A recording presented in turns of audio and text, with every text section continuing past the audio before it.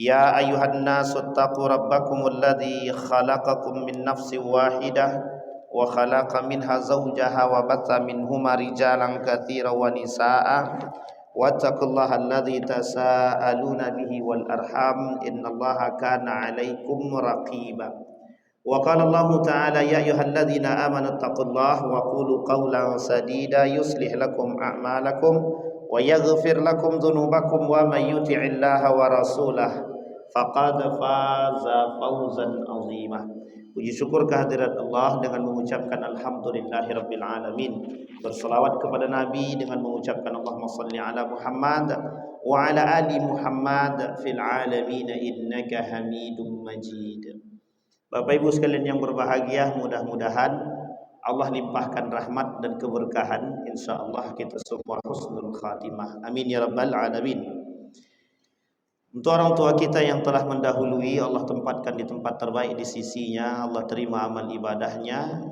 Allah kumpulkan bersama orang-orang yang saleh.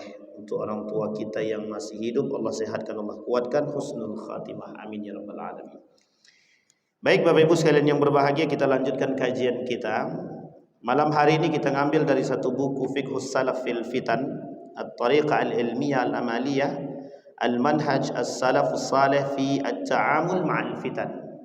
Malam hari ini kita akan mengambil dari buku, materi dari buku fikihnya para ulama-ulama salaf tentang persoalan-persoalan fitnah yang terjadi di akhir zaman. Dalam satu hadis baginda Nabi Muhammad sallallahu alaihi wasallam, dukhulul fitan buyutal arabi. Dukhulul fitani buyutal arabi. An Auf bin Malik radhiyallahu anhu qala ataitu an-nabi sallallahu alaihi wasallam fi ghazwati Tabuk wa huwa fi qubbati min Adam faqala u'dud sittan baina yaday as-sa'ah. Aku mendatangi, kata Auf bin Malik, ataitu An-Nabi sallallahu alaihi wasallam, aku mendatangi baginda Nabi Muhammad sallallahu alaihi wasallam dalam perang Tabuk.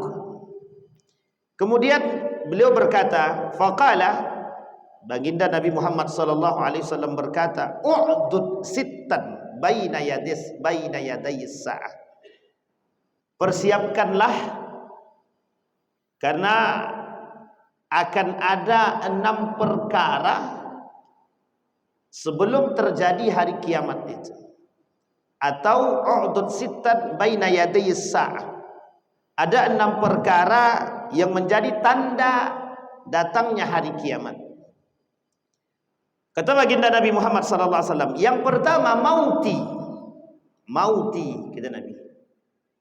Matinya baginda Nabi atau meninggalnya baginda Nabi Muhammad atau wafatnya baginda Nabi Muhammad sallallahu alaihi wasallam menjadi tanda datangnya hari kiamat, atau lebih tepat disebut dengan tanda akhir zaman.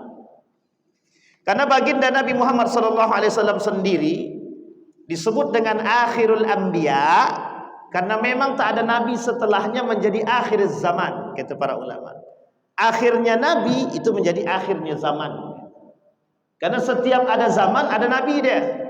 Kita mulai dari Nabi Adam, manusia pertama, peradaban pertama, ada nabi dia namanya Adam.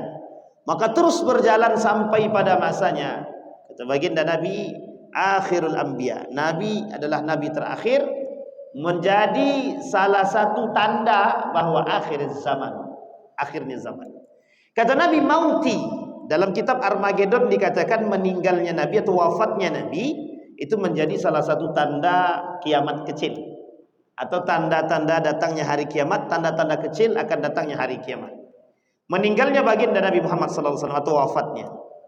Yang kedua, thumma fathu baitil maqdis. Nah, ini dia.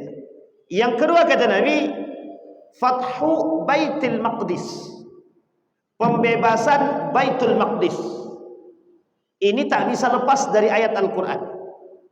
Karena dalam Al-Quran penaklukan Baitul Maqdis ini akan terjadi dalam 2 penaklukan yang besar. Yang pertama terjadi pada masa Umar bin Al-Khattab, awalu iftitahi Baitul Maqdis. Umar bin Khattab manusia pertama pembuka jalan terhadap Baitul Maqdis. Itu Umar bin Khattab. Maka setelah itu dilanjutkan oleh selanjutnya siapa namanya? Salahuddin Al-Ayyubi. Yang kedua, tapi pada yang kedua ini adalah pembebasan penaklukan Baitul Maqdis dalam skala besar.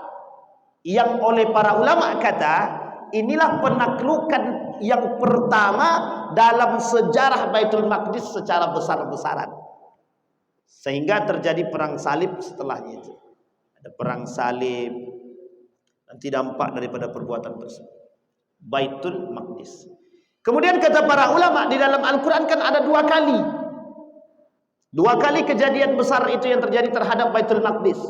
Penaklukan pertama sudah dilakukan Muhammad Salahuddin Al-Ayyubi. Maka yang kedua akan datang panji-panji setelahnya untuk menaklukkan kota Baitul Maqdis itu, Yerusalem, Palestina, dalam skala hari ini yang sangat besar, bahkan lebih besar lagi daripada yang sebelumnya. Kalau kita lihat sejarah pada masa Salahuddin Al-Ayyubi, oleh sebagian kalangan termasuk dari kelompok Syiah ada yang mencaci maki daripada Salahuddin Al-Ayyubi. Mereka caci maki Salahuddin Al-Ayyubi karena mereka mengatakan bahwa Al-Ayyubi telah mengambil tempat tinggal kami. Termasuk kaum-kaum Yahudi yang mencaci maki. Yang kedua, kata para ulama, yang sekarang sedang berjalan persoalan Baitul Maqdis, Masjidil Aqsa, Palestina, Yerusalem hari ini. Apakah sekarang itu sudah Fathu Baitul Maqdis? Belum. Sedang berjalan. Nanti pada ada hadis selanjutnya yang sangat populer untuk kita sampaikan. Sedang berjalan penaklukan kota Baitul Maqdis hari ini, Yerusalem hari ini, Palestina hari ini, Gaza hari ini. Kenapa kita katakan sedang terjadinya penaklukan? Karena hari ini kita melihat banyak sekali yang kita saksikan baik melalui media sosial, baik bersifat video maupun berita dari media cetak atau media online. Kita temukan apa yang terjadi dengan kasus Baitul Maqdis hari ini. Kita lihat yang heboh sekarang itu persoalan Israel dengan Iran, tapi lupa dengan Israel dengan Gaza itu. Coba bayangkan, pintarnya dunia membuat satu skema di tengah persoalan Iran dengan Israel, Israel masih sempat menghancurkan Gaza. Baik, yang kedua Baitul Maqdis, penaklukan kota Baitul Maqdis. Kata para ulama, kalau nanti Baitul Maqdis ini sudah ditaklukkan oleh panji-panji yang dijanjikan oleh Allah, maka akan terjadi perdamaian di tengah masyarakat-masyarakat yang berada di Palestina. Bahasa lainnya, Palestina sejahtera dan merdeka. Tapi kata Nabi, Madinatul Munawwarah akan menjadi tempat kehancuran. Palestina berjaya, sejahtera, Madinah yang dihancurkan. Madinah yang dihancurkan. Dan ini saling bersambut nanti, gayung bersambut. Selesai Palestina sejahtera, maka Madinah yang hancur. Dalam hadisnya begitu. Yang ketiga, yang pertama meninggalnya atau wafatnya baginda Nabi Muhammad SAW. Yang kedua, Fathu Baitul Maqdis. Yang ketiga, thumma mutanun ya'khudhu fikumul ghanam, akan datang kepada kalian wabah, yang wabah itu akan mengambil atau membunuh binatang-binatang ternak kalian.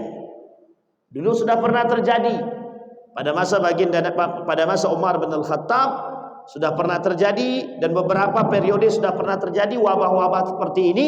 Bahkan sempat dikatakan dalam hadis yang lain tentang ta'un. Bahkan kita pernah mengalami wabah yang sangat cukup menyakitkan, terlepas dari atau dibalik daripada skenario yang dibuat dan lain sebagainya, terlepas daripada itu semua, tapi kita pernah merasakan ketakutan dan kegentingan yang dibuat atau meskipun bukan dibuat atau wabah benaran, terserah orang mau bilang apa. Tapi kita nampak 2 tahun lebih wabah itu menyerang negara Republik Indonesia secara khusus, umumnya seluruh negara. Namanya COVID-19. Hati-hati, siapa tahu setelah ini akan datang pula wabah yang lain kan. Nah, ini yang kita takutkan. Mudah-mudahan tidak ada lagi wabah-wabah yang lain. Itu mutan, wabah selanjutnya. Nah, akan mengambil ghanam, akan mengambil binatang-binatang ternak kalian, membunuh binatang-binatang ternak, seperti penyakit flu burung yang bisa membunuh hewan-hewan ternak. Kemudian kata Nabi, "Tsumma istafadatul mali hatta yu'ti ar-rajul 100 dinar fayadhillu sakhitan." Akan terjadi fitnah al-amwal, harta melimpah di tengah manusia. Orang-orang bersedekah, semua bersedekah. Akan banyak fitnah ini akan datang kepada mereka. Semua memiliki kekayaan yang melimpah, sulit mencari manusia yang miskin. Ini akan datang pada masanya. Sehingga ketika itu fitnah harta ini menjadi satu hal. Di dalam hadis yang lain dikatakan oleh baginda Nabi Muhammad sallallahu alaihi wasallam. Kata baginda Nabi Muhammad sallallahu alaihi wasallam, "Sami'tu Rasulullah sallallahu alaihi wasallam yaqul," dari Ka'ab bin Iyad, "Inna likulli ummatin fitnatan." Setiap umat ini punya fitnah. Wa inna fitnata ummati al-mal. Yang akan terjadi fitnah pada umatku, kata baginda Nabi, adalah fitnah harta. Nah, sekarang kan nampak tuh fitnah hartanya, Pak. Ini tak perlu kita jabarkan, sebenarnya sudah tahu semua. Orang berkelahi karena duit, orang berkelahi karena kekuasaan, orang berkelahi karena jabatan, orang saling bunuh-bunuhan karena duit, dan lain sebagainya. Karena duit 2.000 bisa saling bunuh. Persoalan, ya karena memang duit penting. Manusia hari ini berpikir tentang itu. Bahkan kata Nabi, Tuhan mereka, agama mereka, wadinuhum dananiruhum. Kata Nabi, kelak yang menjadi agama mereka itu bukan Islam. Mereka tak merujuk pada nilai-nilai agama Islam, tapi agama mereka adalah harta, dinar, dirham. Bahkan kata Nabi, kemuliaan syarafuhum mata'uhum. Kemuliaan mereka terletak pada harta benda mereka, harta yang mereka miliki. Semakin kaya mereka, semakin mulia manusia. Semakin miskin dia, semakin terhina dia. Karena hari ini kita temukan, Pak, manusia-manusia tak berduit sangat terhina hari ini, Pak. Tolak ukur manusia hari ini kekuasaan, tolak ukur manusia hari ini adalah harta benda. Kata Nabi, wa fitnati ummati, wa inna fitnata ummati al-mu'abwal. Sesungguhnya fitnah umatku, kata Nabi, adalah harta. Nah, coba bayangkan, nanti terjadi pertikaian antara si A dan si B, harta warisan. Itu paling banyak kalau Bapak Ibu pengen tengok orang betul-betul berkelahi karena harta, tengoklah persoalan warisan. Ada bapak-bapak nelpon saya, sampai sekarang kayaknya tak tahu tak ada selesai atau belum itu. Kami Ustaz, alhamdulillah, ada adik kami ini tak ditegurnya kami sampai hari ini. Sudah 7 tahun Ustaz, kami tak ditegurnya. Ternyata persoalan harta warisan. Nah, coba bayangkan. Itu adik-beradik kandung itu. Itu tak seberapa. Ada ibu yang dimasukkan ke dalam penjara oleh anak hanya karena harta warisan. Coba bayangkan. Jadi jangan salah, Pak. Maka memang iman ini menjadi tolak ukur penting bagi manusia. Buktinya orang tua kandung, ibu kandung yang melahirkan bisa dipenjara dan digugat di pengadilan hanya karena harta warisan.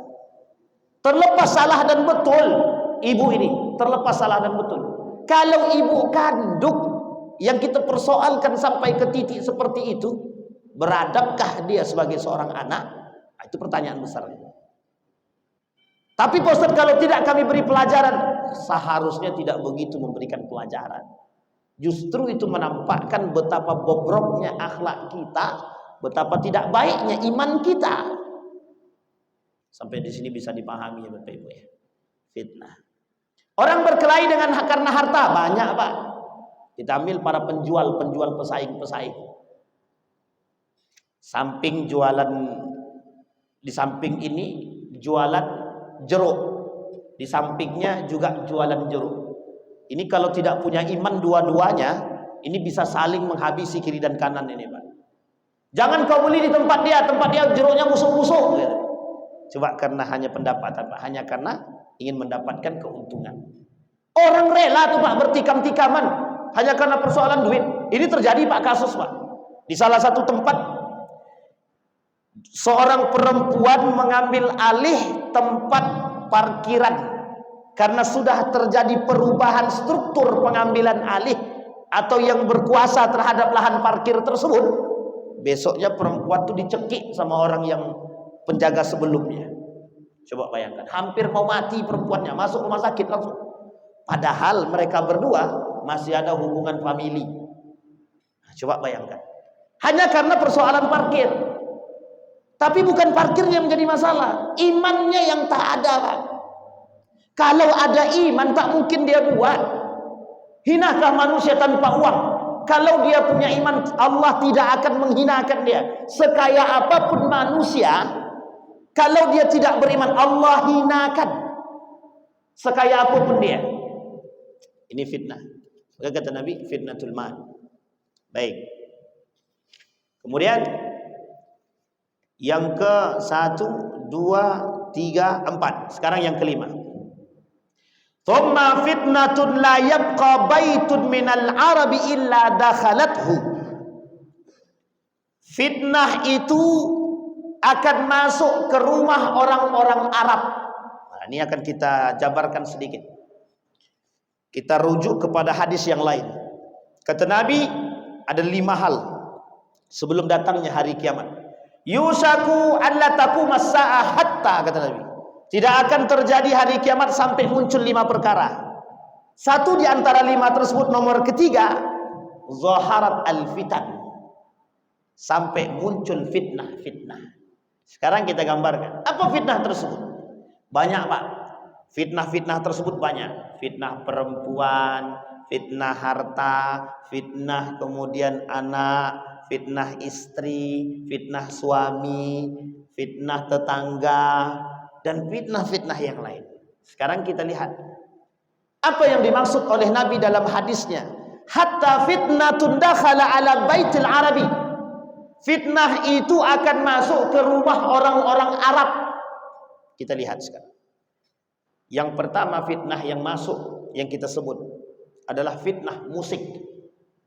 Dulu di rumah orang Arab itu, terkhusus orang-orang Arab, mereka sangat senang mendengarkan yang namanya mengaji, baca Al-Quran.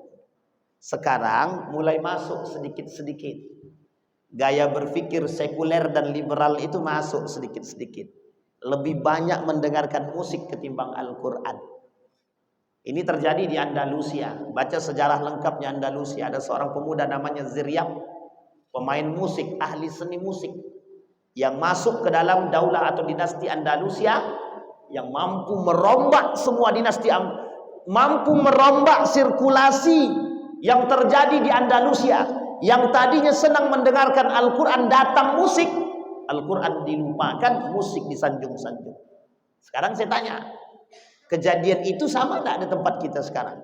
Nah, ini Bapak Ibu yang bisa jawab. Di rumah Bapak Ibu lebih sering mana yang Bapak Ibu putar? Musikkah atau ngajikah atau Al-Qur'ankah? Kalau Al-Qur'an yang Bapak Ibu sering putar daripada musik, itu betapa senangnya hati. Orang-orang seperti ini orang-orang beruntung.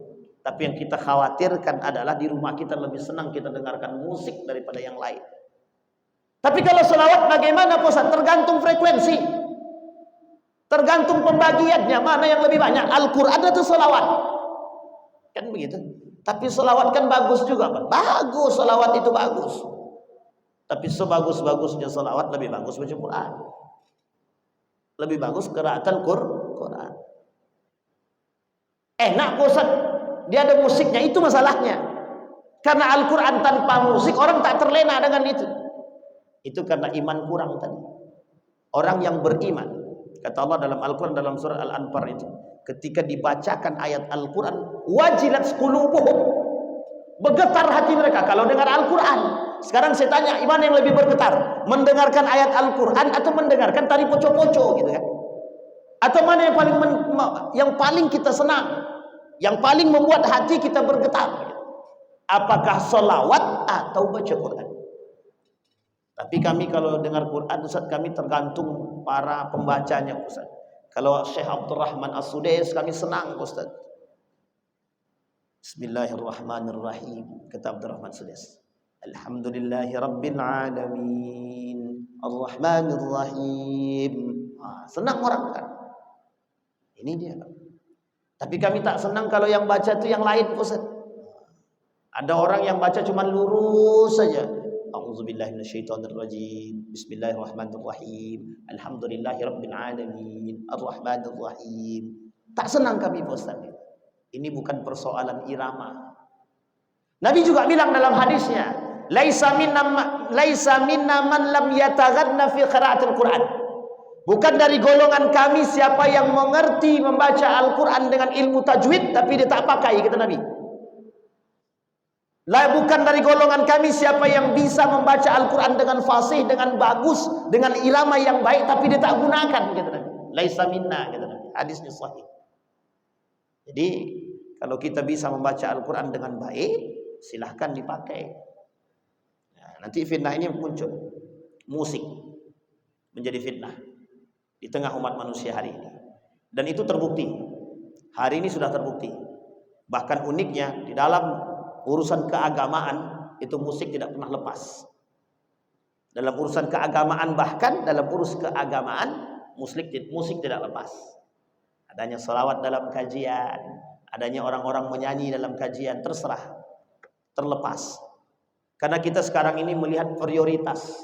Apa yang saya katakan dengan prioritas? Mana yang kita prioritaskan dalam kajian itu? Mendengarkan pengajian atau mendengarkan selawatan?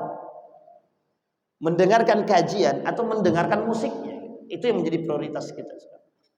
Tapi mengapa harus kajian itu diimbangi dengan musik gitu? Oh, ini adalah dakwah zaman modern. Mudah-mudahan niat karena Allah berdakwah.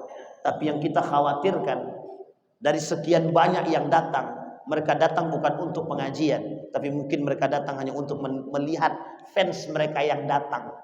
Itu yang kita takutkan. Na'udzubillah, summa na'udzubillah. Berapa banyak fans yang datang? Misal dia fans pada Roma Irama, dalam kajian didatangkan Bang Roma. Orang sebenarnya mau dengar kajian atau mendengarkan Roma? Itu yang kita takutkan. Itu yang kita khawatirkan.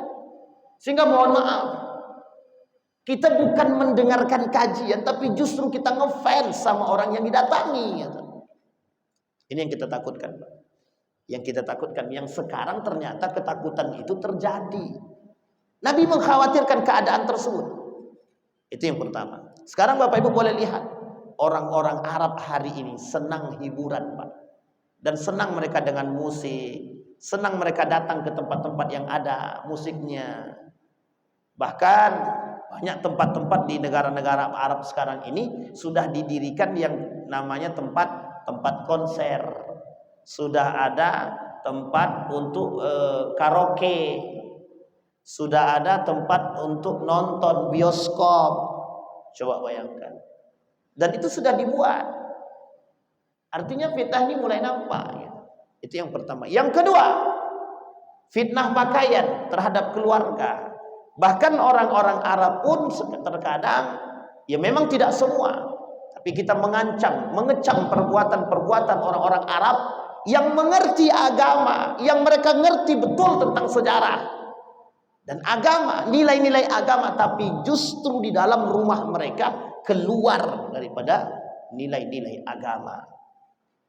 Orang-orang yang keluar tidak lagi menggunakan pakaian tertutup, tapi mereka sudah berani membuka. Mereka tak pakai kerudung, meskipun tertutup tapi tidak pakai kerudung, tidak pakai jilbab. Mereka sudah bisa bercampur dan berbaur dengan laki-laki dan perempuan dengan alasan hak asasi manusia, human right yang harus dijunjung tinggi. Artinya apa? Sekulerisme, liberalisme, gaya berpikir yang liberal, yang sekuler sudah tertanam dalam diri-diri mereka. Sehingga mereka akan katakan agama harus diselingi dengan hiburan. Sampai di sini paham Pak ya?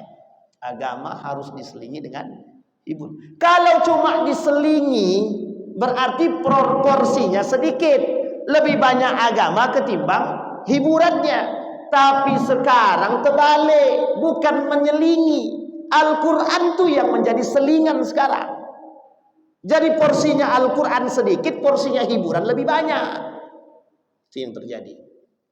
Maka hati-hati betul kita Bapak Ibu. Baik, itu yang kelima. Tsumma hudnatun takunu bainakum wa baina bani asfar. Faya'dziruna fayatunakum tahta thamanina ghayatan tahta kulla ghayatin 12,000. Tsumma hudnatun takunu bainakum wa baina bani asfar. Ini perlu penjelasan lebih. Tapi kita lihat kalimat hudnatun. Apa kata Nabi di sini? Makna hudnatun itu genjatan senjata. Akan terjadi genjatan senjata. Oh, sekarang bukan genjatan senjata. Tidak pernah nggak pengkhianat tuh Pak, itu memang ada karakter ya. Itu karakter pengkhianat itu memang sudah karakternya Israel itu dari dulu gitu. Kemudian genjatan senjata dengan Iran. Sekarang perang lagi. Mesti dah paham.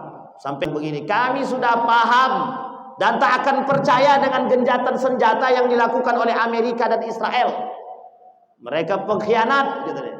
Selalu mengkhianati genjatan senjata gitu.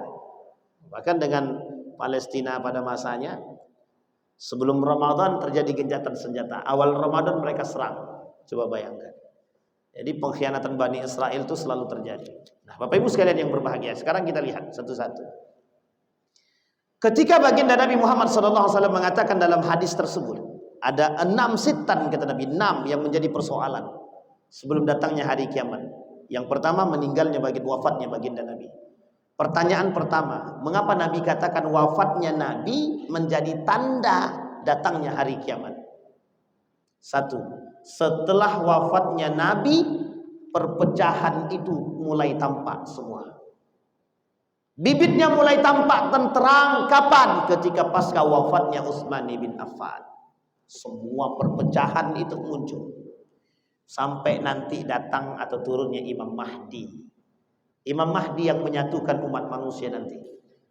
Imam Mahdi turun menyatukan dan memberikan keadilan kepada manusia semua di muka bumi ini. Tapi tak lama, cuma 7 sampai 8 tahun. Setelahnya kembali masa dia lagi. Sampai turun Isa alaihissalam. Nabi Isa alaihissalam. Bapak Ibu sekalian yang berbahagia. Pasca wafat baginda Nabi Muhammad SAW. Di tempat Nabi palsu bergejolak. Setidaknya ada 3 Nabi palsu. Yang pertama Musailamah al-Kadzab. Yang mengaku jadi Nabi. Yang mengaku dapat wahyu. Karena kehebatannya dalam bersyair dengan bahasa Arab. Yang kedua, Tulaiha. Tulaiha mengaku menjadi nabi pasca perperangan yang dilakukan oleh Abu Bakar Siddiq dengan Musailamah al-Kadzab beserta istrinya. Yang ketiga, istri daripada Musailamah al-Kadzab. Jadi Musailamah al-Kadzab ini mengaku nabi, menikah dengan seorang wanita yang juga ngaku nabi. Coba bayangkan. Itu Nabi baru wafat, itu belum lama Nabi wafat, coba bayangkan. Bahkan satu masa dengan kewafatan baginda Nabi Muhammad SAW. Sampai kata Umar bin Khattab, kata Abu Bakar, kita perangi. Gimana caranya? Harus perangi. Diperangi sama Abu Bakar. Kalah Musailamah al-Kadzab. Kemudian istri Musailamah al-Kadzab masuk kembali ke dalam Islam atau tobat, bertobat deh. Kembali menjadi muslimah yang baik. Yang kedua Tulaiha. Tulaiha mengaku jadi nabi pasca perperangan Abu Bakar dengan Musailamah al-Kadzab. Tulaiha ngaku nabi. Diperangi lagi sama Abu Bakar. Waktu itu yang diperintahkan adalah Khalid bin Walid. Lari tunggang langgang deh Pak. Tulaiha nih. Setelah lari, balik lagi, diperangi lagi. Sampai pada akhir yang ketiga dia bertobat. Tulaiha ini tobat nih. Nabi palsu. Nah setelah dia taubat, perang selanjutnya dilakukan oleh Abu Bakar. orang-orang yang murtad, yang keluar daripada Islam, orang-orang yang tidak mau membayar zakat, orang-orang yang mengatakan bahwa zakat tidak wajib, diperangi semua sama Abu Bakar. Artinya dalam sejarah pasca wafatnya baginda Nabi Muhammad SAW, semua mulai terpecah. Hanya saja kondisi perpecahan ketika itu mampu diatasi oleh dua khalifah sekaligus, Abu Bakar Siddiq dan Umar bin Khattab. Masih dapat kesepakatan semua para kaum muhajirin dan ansar yang mewakili semua umat muslim di dunia yang masuk Islam pada saat itu, mewakili kesepakatan mereka terhadap pengangkatan Abu Bakar Siddiq. Tidak ada pertikaian yang lebih. Yang kedua, Umar bin Khattab. Ketika Umar bin Khattab naik menjadi seorang khalifah, bukan tidak ada yang mau memecah belah umat, bukan tidak ada. Ada, cuman tak sanggup. Jumlah tak besar, kekuatan kecil, nyali ciut. Itu pada masanya. Sehingga Umar bin Khattab tidak berlawanan dengan sesama muslim. Sehingga ekspansi Umar bin Khattab menaklukkan Baitul Maqdis pada saat itu selesai dengan cara yang baik. Ini yang dilakukan. Ternyata mulai nampak goyang kepemimpinan Islam itu pada masa kepemimpinan Utsman ibn Affan. Wafat baginda Nabi, turun pada masa sahabat. Disinilah Khalifah Utsman ibn Affan, 6 tahun kepemimpinan pertama disayang, 6 tahun terakhir menjadi cikal bakal fitnah yang tumbuh di kalangan umat muslim. Tuduhan demi tuduhan terdapat dibahas dalam kitab ini. Wafatnya Utsman ibn Affan menjadi tuduhan terbesar, Pak, yang mereka berikan kepada Utsman ibn Affan. Muncul kelompok-kelompok yang tidak suka dengan Utsman ibn Affan karena kasus nepotisme menurut mereka yang dilakukan oleh Utsman ibn Affan. Ini tentang wafatnya Nabi. Sehingga ketika Nabi wafat, diprediksi oleh para ulama dalam hadis baginda Nabi Muhammad SAW, terjadi perpecahan yang besar. Umat muslim berkelahi dengan muslim, umat muslim berkelahi dengan sesama muslim sampai berabad-abad, sampai 4 periode. Dinasti Umayyah, dinasti Abbasiyah, Andalusia, Utsmaniyah, keempat-empatnya, Pak. Runtuhnya keempat-empat kerajaan Islam ini masih banyak disebabkan karena urusan internal, bukan eksternal saja. Internal berarti siapa? Umat muslim itu sendiri. Pertanyaannya, apa asbab yang paling besar? Asbab yang paling besar adalah masuknya paham sekuler, cinta terhadap dunia, cinta akan kekuasaan, cinta akan harta, dan ada yang paling parah, fitnah yang besar, fitnah wanita yang masuk dalam itu sekali, merusak tatanan semua. Makanya Bapak Ibu, ibu-ibu jangan tersinggung kalau fitnah perempuan ini berbahaya. Sampai Nabi bilang dalam hadisnya, apa kata Nabi dalam hadisnya? Kata Nabi, Masya Allah, ini kata Nabi. Kata Nabi, inna dunya hulwatun khadirah wa inna allaha mustakhlifakum fiha fayanzur kaifa ta'malun fattaqun nara wattaqun nisa fa inna fitnata bani Israel kana fin nisa. Kata Nabi. Nabi bilang, hati-hati dengan api neraka, takutlah dengan api neraka, dan takutlah kalian dengan fitnah perempuan, fitnah wanita. Kata Nabi. Kenapa begitu? Karena ternyata fitnah wanita ini itulah fitnah yang paling besar. Kata Nabi, adarru 'ala rijali minan nisa. Yang paling dikhawatirkan oleh Nabi fitnah itu terhadap laki-laki adalah perempuan. Coba bayangkan. Mungkin banyak harta masih bisa bertahan, Pak. Mungkin banyak memiliki kekuasaan masih bisa. Ketika ditawarkan jabatan masih bisa dia mungkin menolak. Ketika ditawarkan uang haram masih bisa dia tolak. 1 miliar, 2 miliar masih bisa ditolak. Tapi kalau sudah rayuan wanita, apalagi wanita itu mohon maaf agak sedikit seksi, Goyang Pak, atuk-atuk pun ikut goyang. Kakek-kakek pun bisa ikut goyang. Nah, coba bayangkan. Apa fitnah perempuan tersebut? Banyak.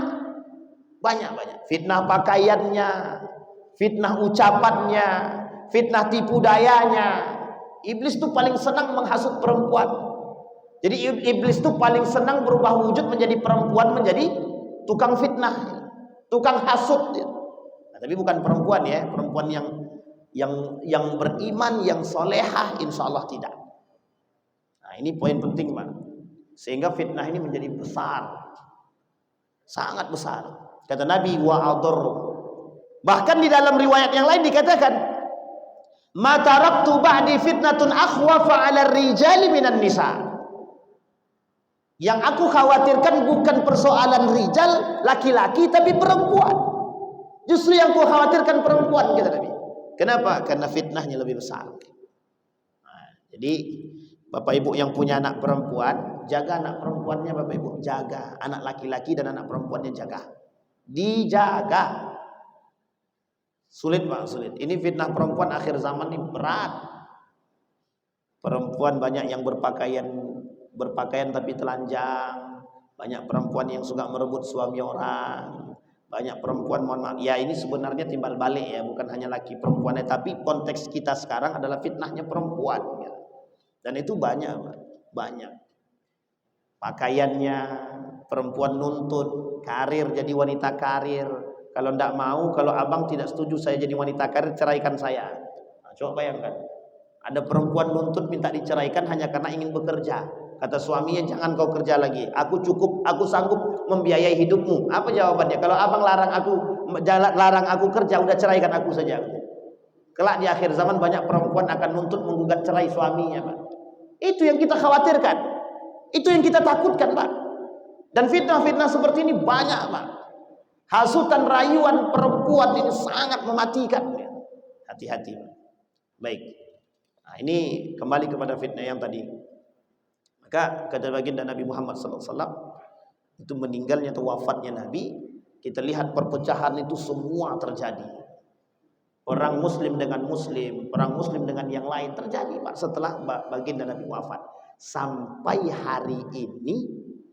hari ini umat Muslim dengan Muslim masih saling serang menyerangi. Coba bayangkan, saling serang. Yang satu sono menyerang yang sono. Padahal masjidnya sama, tempat duduknya aja yang beda. Aku tidak maulah di pojok itu. Pojok itu pengikut mazhabnya NU itu. Aku sini aja lah, di sini agak sama dengan Muhammadiyah sedikit gitu. Aku yang belakang aja lah gitu. Biar sama pula dengan Persis gitu. Ndaklah aku paling tengah aja lah biar sama dengan Salafi gitu deh. Coba bayangkan. Jadi kenapa kita nih tak mau bersatu? Wa'tasimu bihablillahi jami'a wa la tafarraqu. Hei umat muslim, saatnya kita bersatu, bukan berpecah belah lagi. Berhenti saling mencaci dan memaki, berhenti. Saatnya kita sekarang untuk saling bergandeng tangan. Mazhab itu ada 4. Coba buka hati itu sesekali. Buka hati itu, buka hati dengan iman sesekali. Buka hati dengan ilmu, buka hati dengan iman sesekali. Tidak banyak Pak, sesekali saja. Maka akan terang mata kita nih melihat, oh ada rujukannya, oh ada dasarnya, selesai Pak. Tidak perlu kita heboh sebenarnya kan. Cuman yang menjadi masalah, mohon maaf, ego dan gengsi masing-masing. Itu yang menjadi masalah. Nah, ini perpecahan setelah Nabi muncul Pak. Kemudian yang kedua, tadi sudah kita jelaskan sebagian tentang Fathu Baitul Maqdis. Bapak Ibu sekalian yang berbahagia.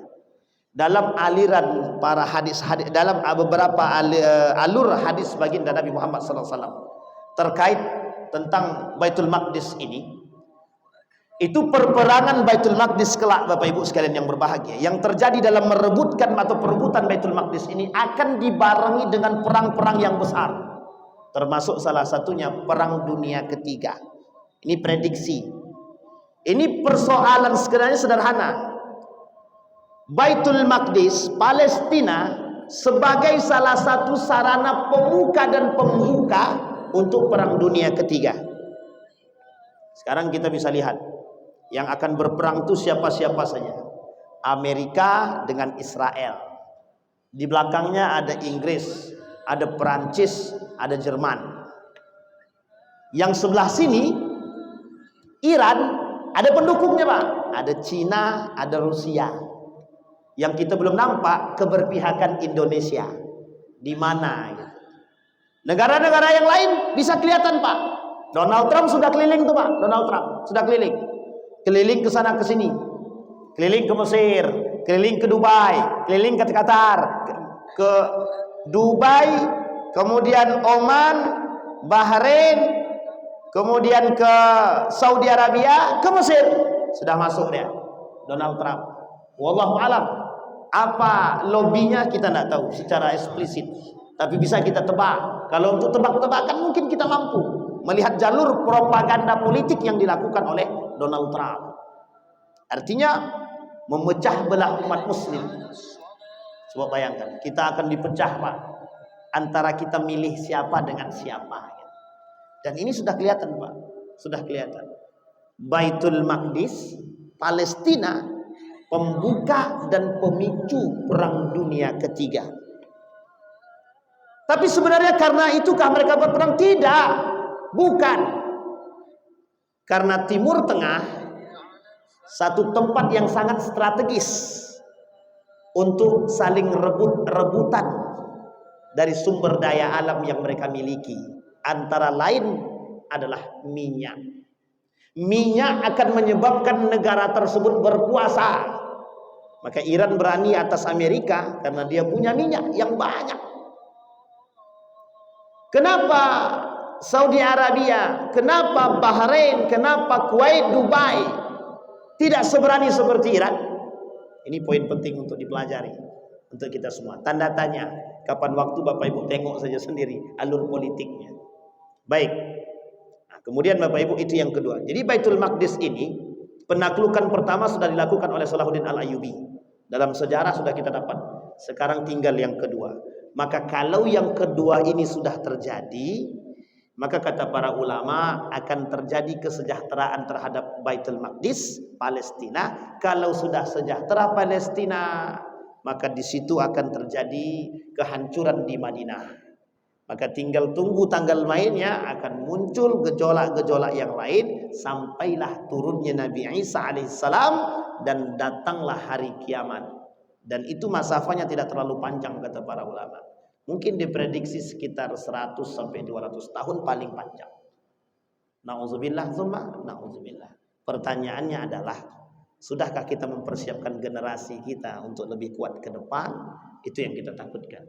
Maka fitnah-fitnah seperti ini Bapak Ibu disampaikan oleh para ulama agar manusia mau mengambil ibrah dan mempersiapkan diri agar tidak terjerumus dalam kesalahan-kesalahan yang sama di masa mendatang yang terjadi pada saat ini. Bisa dipahami Bapak Ibu semua? Insya Allah mudah-mudahan kita semua yang hadir ini bisa memiliki generasi-generasi yang saleh dan solehah, yang bertahan dalam hantaman fitnah, yang kuat dalam hantaman cobaan. Karena kelak cobaan dan fitnah ini akan saling gayung bersambut pada masanya, dan kita akan melihat bagaimana kekuatan generasi kita setelah kita dalam menghadapi fitnah-fitnah ini, terutama dalam persoalan fitnah dunia. Nah, ini yang paling berat Bapak Ibu sekalian yang berbahagia. Mudah-mudahan ada manfaat bagi kita semua. Mudah-mudahan apa yang saya sampaikan bisa menjadi pedoman bagi kita, rujukan bagi kita, agar kita tetap bisa menjaga keluarga kita, bisa menjaga anak istri kita, agar tetap menjadi orang-orang yang beriman sampai datangnya hari kiamat. Amin ya rabbal alamin. Fa'tabiru ya ulil absar la'allakum tuflihun. Assalamualaikum warahmatullahi wabarakatuh.